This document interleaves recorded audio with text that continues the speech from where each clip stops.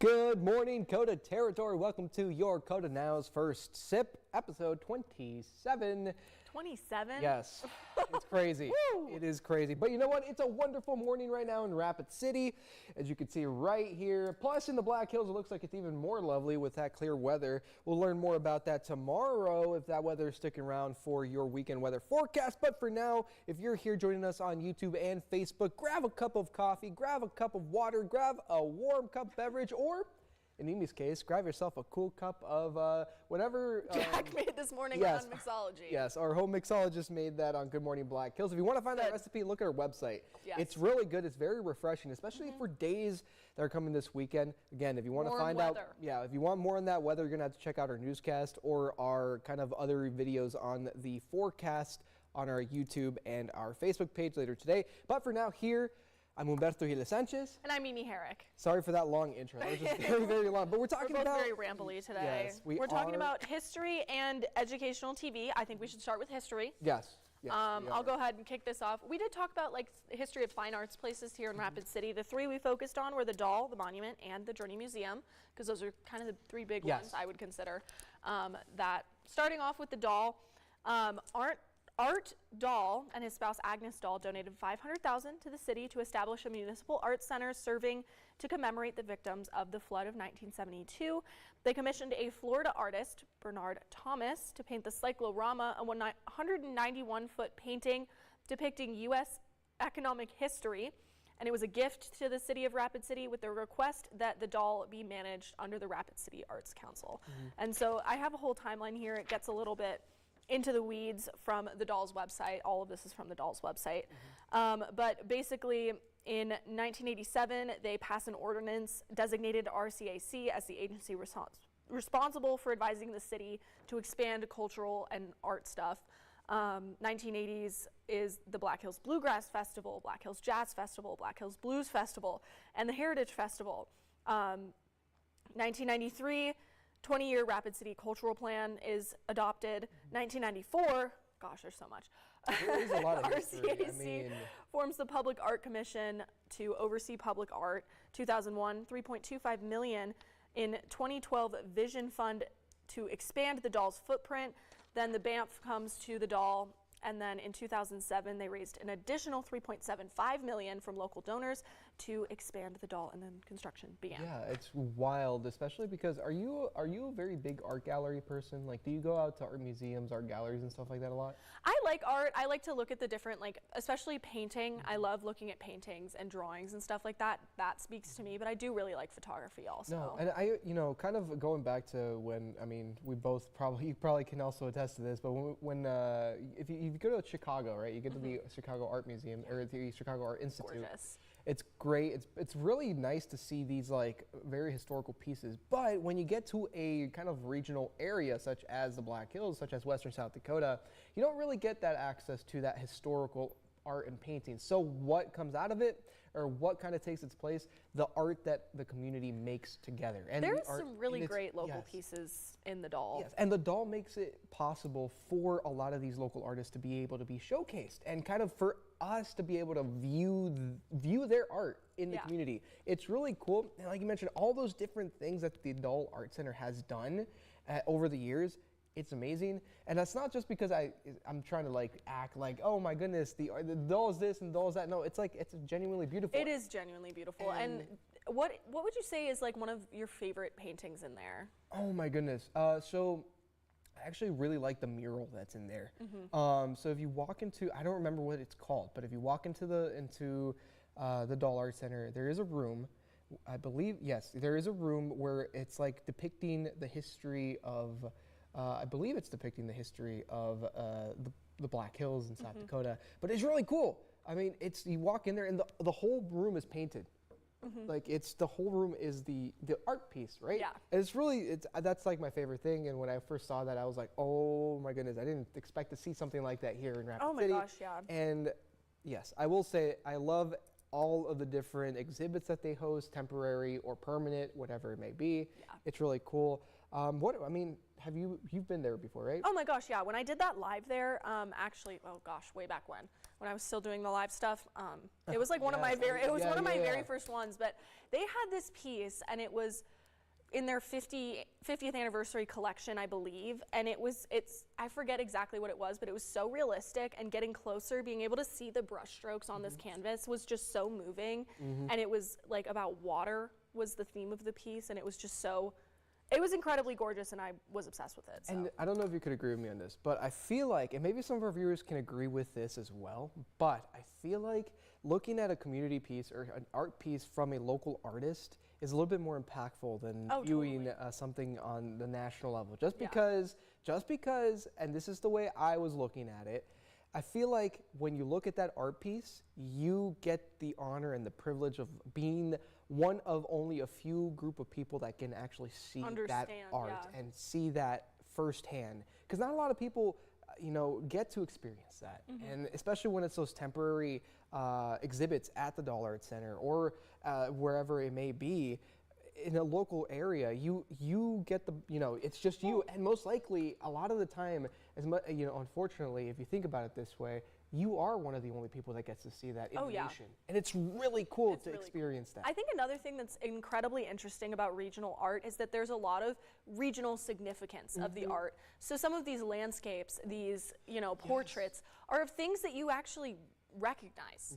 As someone who's been around in the Black Hills, you can see these landscapes of places that are prominent here and important to here. Yes, exactly. Moving on. Yes, so enough of the doll. Yes, enough of the art talk in the sense of paintings and stuff like that. Let's talk about some other art. Yes, so the monument, right? Yes. They've had all kinds of amazing and very prominent artists come in and events, right? So after the 1972 flood, parks and green spaces were established, and what was originally known as the Rushmore Plaza Civic Center was built. That is now the monument, and it was opened in 1977. Elvis Presley was one of their first musical people in 1977, which I think is really cool.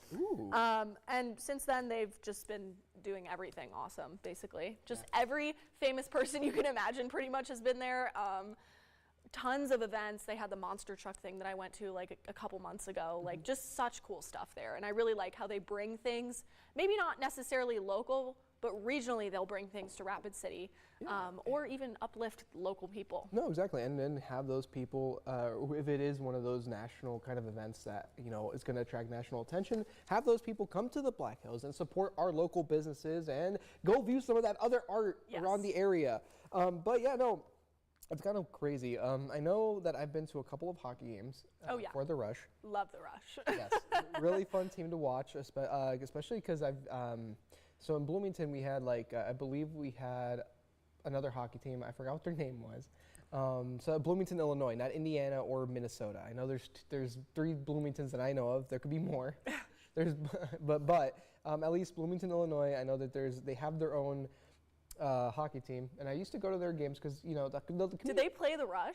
No. Oh. But I would say they get hyped though, and the same attitude and the same support is here in Rapid City, and I guess now by proxy, by being here and by living here, I have to support the Rush, and they're really cool. And then I love that we have like a semi-professional sports team here. It gives the community really something to rally around as well. It's that and fun. also baseball. I know baseball is really big around here. I actually started getting into baseball because of the community around. Really? Yes. Interesting. Okay, I wouldn't have expected that from you. No, I thought you'd be a lifelong baseball fan. No, probably because I'm a White Sox fan. Well, they break my heart. They break my heart every year.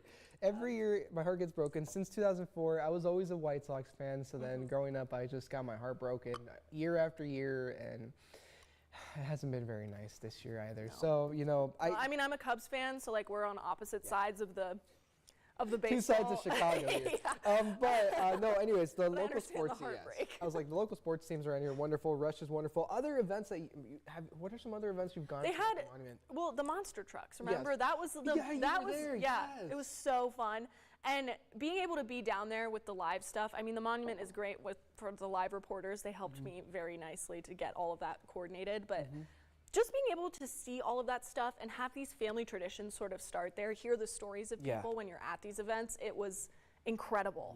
And I'll tell you right now, I haven't really gone to many, or I've gone to the Winter Fest pop-up, or I believe that's what it's called, but the place where you get all like the very nice Christmassy holiday decor and food and everything was wonderful. I've been there a couple times for various like plays and orchestras and stuff like that. Beer Fest there in the fall too. That was really fun. I have not yet been able to do that. I'm gonna have to take you then this year.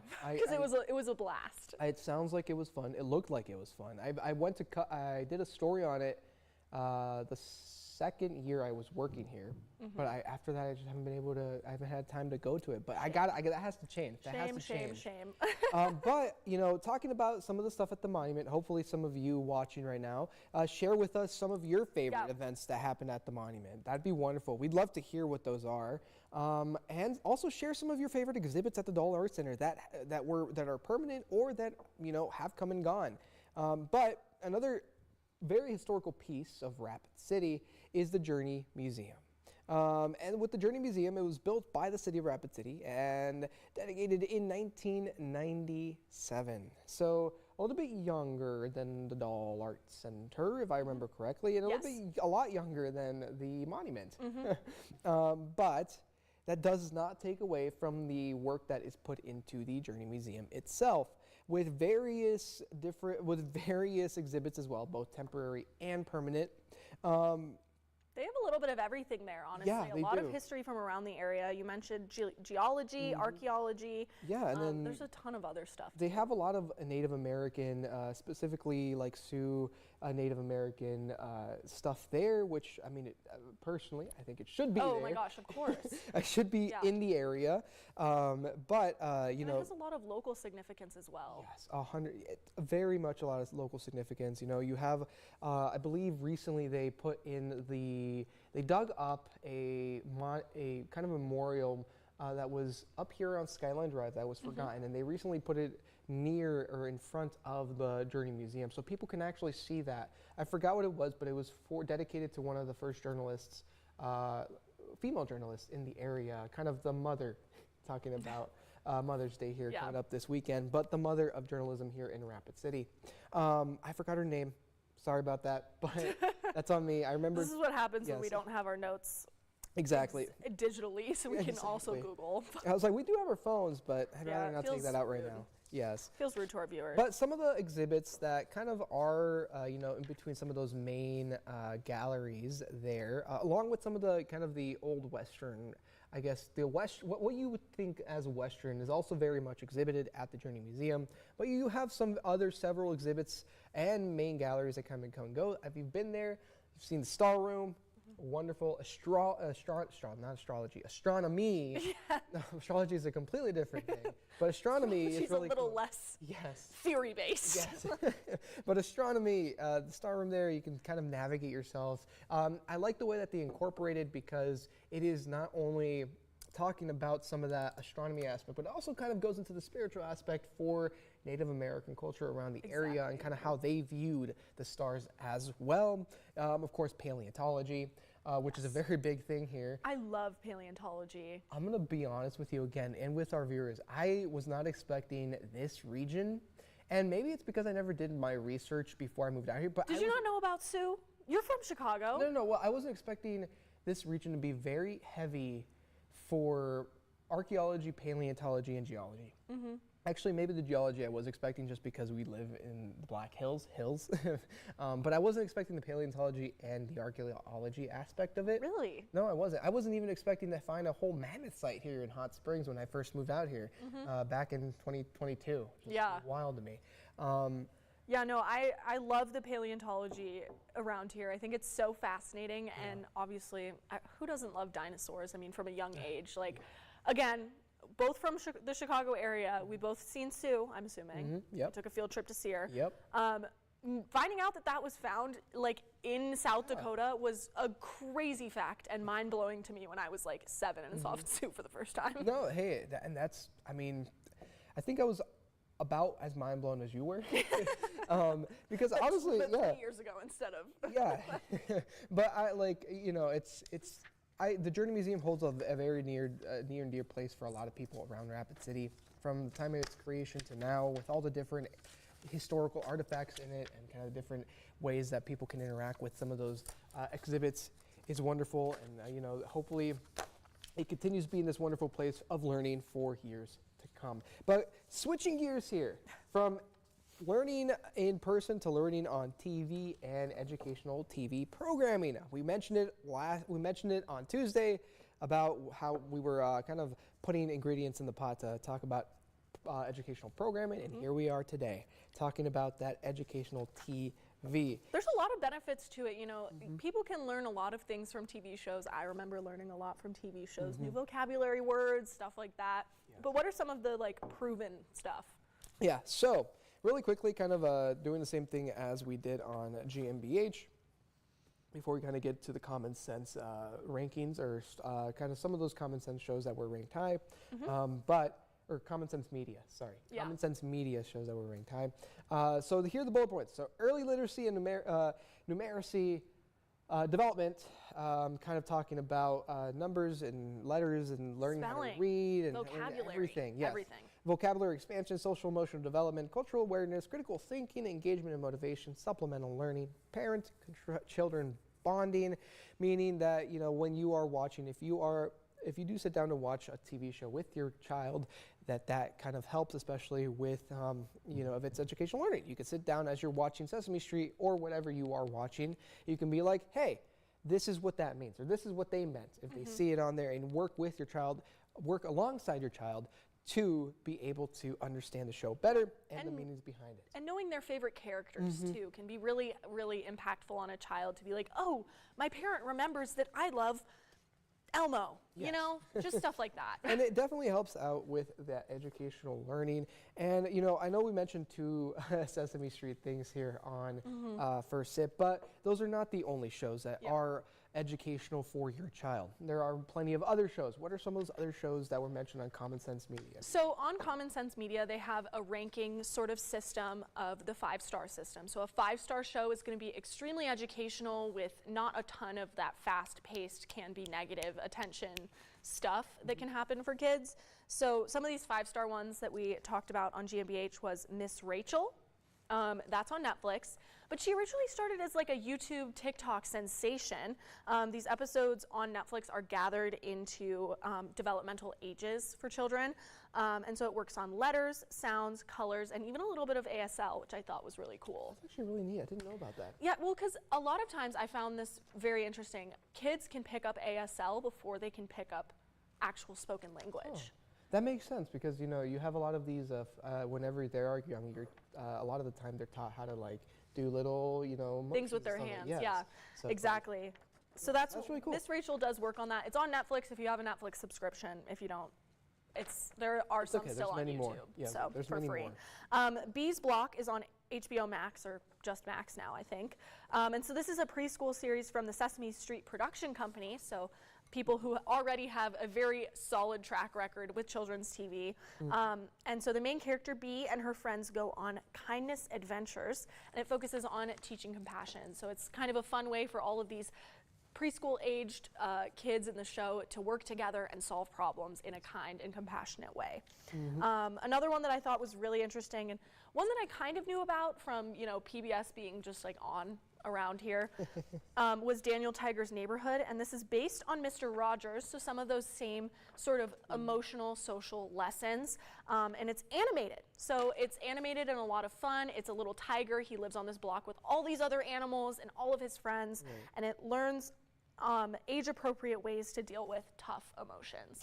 And, you know, a lot of this, like, there's a lot of underlining messages there about, you know, learning how to deal with certain things, learning pretty much the basic, like as we mentioned on Tuesday, the basic building blocks to an early education. So. Exactly.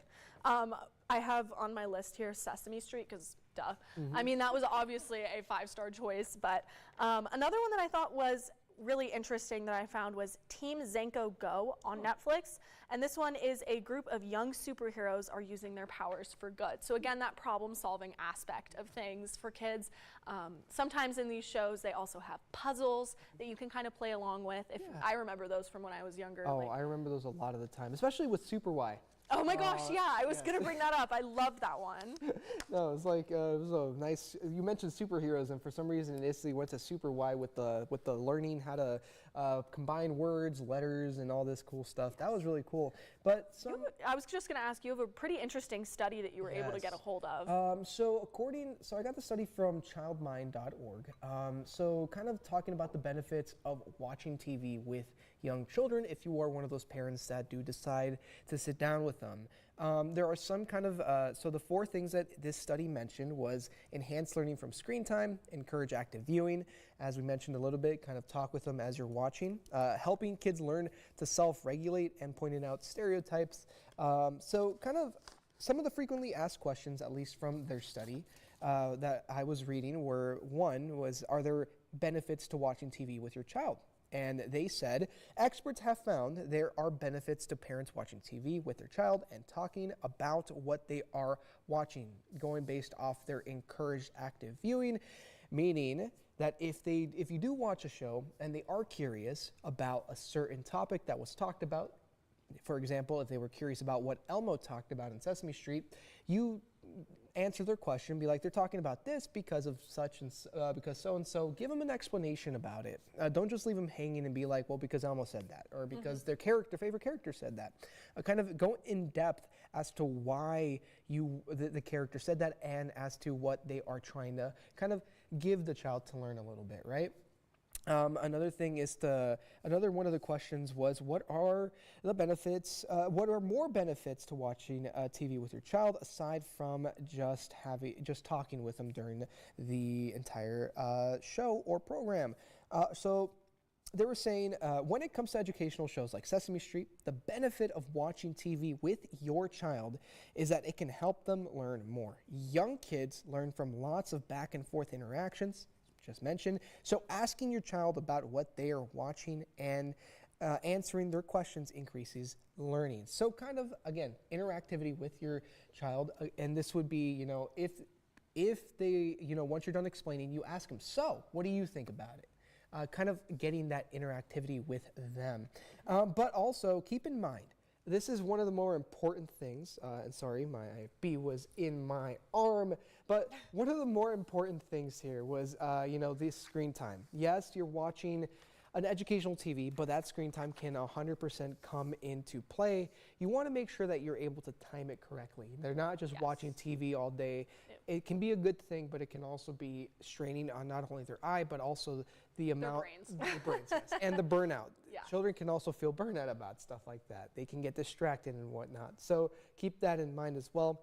And, in all honesty, I mean, you can watch educational shows. Again, a good place to learn how educational that show is Common Sense Media. They have great what parents need to know, completely broken down on what themes they're going to be talking about and all of that on there. So if you are curious, check them out. And right before we wrap up here, I mean, what are some of the educational TV shows that you kind of watched as a kid? Gosh, I had a lot. I was a huge PBS kid, so every day, I think Martha Speaks was on before I went to school, but I used to watch Martha Speaks pretty much every day before school, and then after school, because I used to be a figure skater, so on Tuesdays and Thursdays, I remember this very vividly. I had to go to skating lessons, right? And at the ice rink, they always had PBS Kids on because it's age appropriate for the kids who were coming into practice. It was always Wild Kratts and Arthur. Loved Arthur. Wild Kratts. Yeah, those were always the TV shows that were on when I was lacing up my skates, and I was glued to those programs. I mean, they were really cool. Yes, well, I was, at least for me, those are wonderful shows. I remember Arthur too. Yeah. For me, I remember when I was a little kid, we had this other channel called Cubo. And so I was a big PBS kid, and I was also a big Cubo kid. So on Cubo, they had this show. I was a big puppet guy, so I absolutely loved when a show had puppets in it. Okay. So my 2 favorite shows, one of them was Mr. Rogers. Obviously. Growing up, I absolutely loved Mr. Rogers. Oh, he was loved the whole concept about, the neighborhood, being a good neighbor, being a good person in general. But also, there's this show called Lamb Chop. I've never heard of that. So Lamb Chop is, just to cut it short, it was about a show about a sock puppet that is lamb. Okay. And with I forgot what the lady was called, but she would kind of teach Lamb Chop life lessons and teach Lamb Chop about, things of manners and things what not to do and what to do. But those two were my favorite shows. I also really love animation when it came to Dragon Tales. Oh, that was a good one. I forgot about that. And Super Y. Oh, Super Y was good. But yes, those are just some of my favorite shows growing up, at least as a kid, and kind of what got me interested a little bit more as to seeing how this educational TV actually affects the developmental growth for a child, which is really cool. Another thing that's important to note before we head out, because I know we didn't talk about movies or anything, something that I noticed on Common Sense Media were a lot of those documentary type shows about science and things like that are for kids are also really good options if you don't want to sit down. If you have more time than just, your 15-minute Sesame Street episode, if you want to have like a movie night or something, those educational sciencey shows are really great, and the movies are great as well. Yes, and again, like we mentioned, if you have any more questions about this or any more questions about the ratings, again, Common Source Media is one of the Common Sense Media is one of those great resources available to you. And if you want to find the study that I kind of was reading off of, it is the benefits of watching TV with young children, and it's on childmind.org. The writer for the study was Julianne Gary. So they got kind of their info from clinical experts throughout the entire paper. So if you're interested, childmind.org is where you can find this study. But for now, thank you for joining us on First Sip. It's been a pleasure to have you here and sitting down with us this morning. We hope you have a wonderful rest of your Thursday morning, and we'll see you back here next Tuesday for another First Sip. And tomorrow for DIY Friday, we're going to have some coffee-tastic fun. Tomorrow for DIY Friday and your weekend weather outlook, along with some Black Hills trivia on Good Morning Black Hills. Don't miss out on that. But for now, we'll see you. I'm Humberto Ila Sanchez. I'm Mimi Herrick.